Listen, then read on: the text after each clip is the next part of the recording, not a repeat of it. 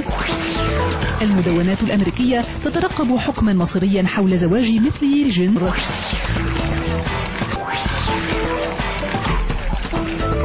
إنها محاكمة تجري في سان فرانسيسكو وقد ترسم ملامح مستقبل زواج مثلي الجنس في الولايات المتحدة، فالمحكمة الفيدرالية ستقرر ما إذا كان الاقتراح 8 القانون الذي تبناه في العام 2008 52% من الكاليفورنيين مطابق للدستور الأمريكي، نص كان ألغى قرار المحكمة العليا في الولاية بالسماح بزواج مثلي الجنس.